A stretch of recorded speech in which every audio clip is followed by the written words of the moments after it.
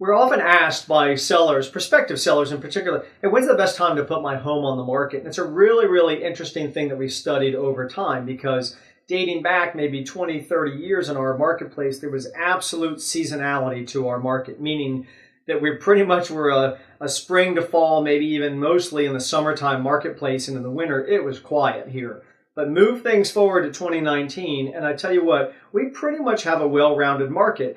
That what you'll see in the information provided here is that absolutely there's still a sentiment that, oh, it's springtime, we should put our house on the market. So we see a lot of listing volume pretty much starting in February, March, April. You'll see that new listings come on probably with the highest level of volume throughout the calendar of year.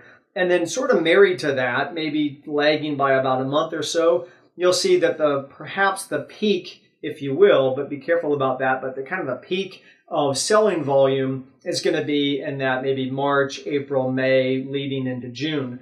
But I think the most important thing to see in the information here is that it's really a well-rounded market. There are going to be some times of distraction.